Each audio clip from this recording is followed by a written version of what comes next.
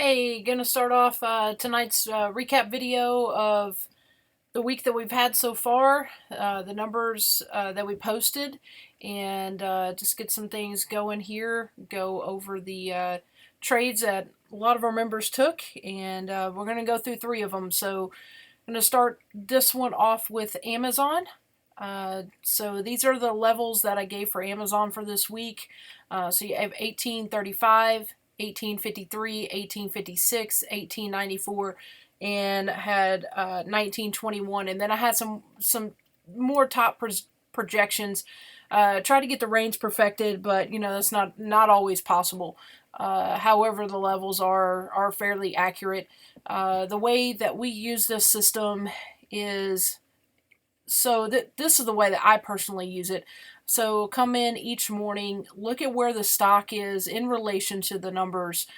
So for instance, this morning, you wake up, you go, okay, pre-market, looks like Amazon opens around this 1864. It is above 1853, right? So you've got a top projection of 1876. If it busts through this, you're looking at 1894. So it did just that.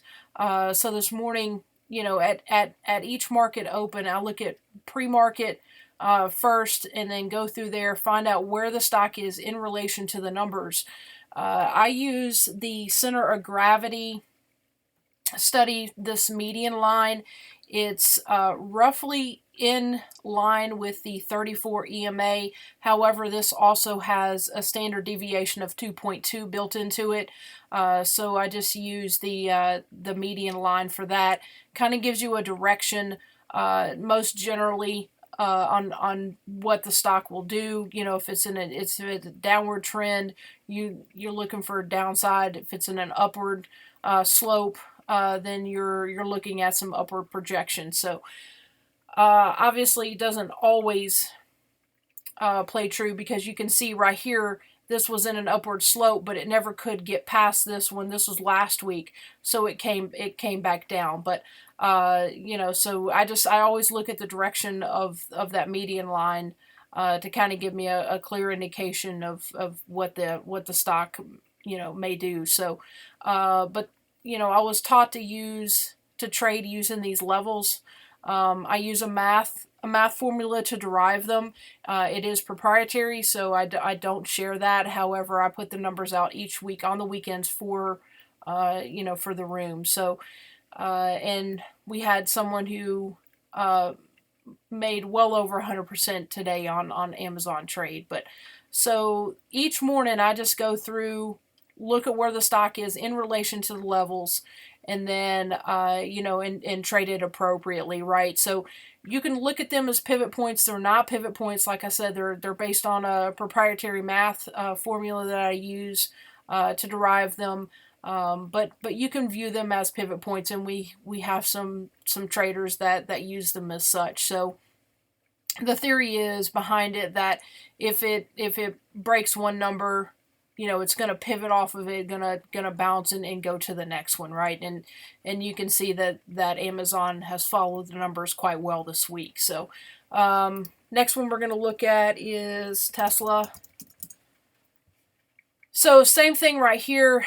I like to keep my chart on the 1 hour chart. I am not a scalper. I'm more of a longer term swing type player. However, if the stock breaches the level, I'm gonna cut it, right? I mean, that's just common sense there when it comes to trading. But so right here you can see this would have been the close, but so today open. This is pre-market.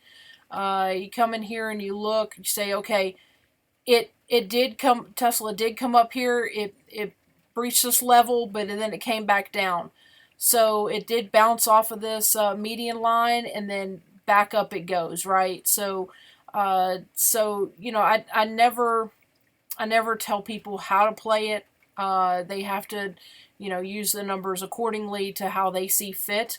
So they could have bought a put or even a call when it reversed and bounced off of that median line and then up through. So like I said, I usually use this median line as a trend direction and just play that accordingly. So that one's Tesla. So yeah, so you can see here once it bounced through the 426.6, it went to 430.5. So that's where you could have closed your trade for the day, and then be done with that one and move on to something else. We do have some members who only play one ticker, and that's totally fine. Okay, so here's Apple. I have projection this week of top number of 299.9. So it actually breached that today. I think the next number I have up is 303. So if Apple stays above 299.9, I would be looking for it to hit 303.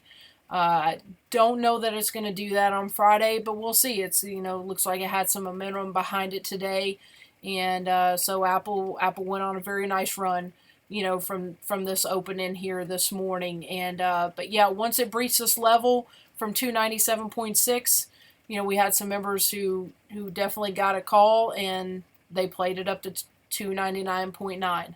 So that's the recap of today's trades, and Happy New Year to everyone, and hope you're doing well.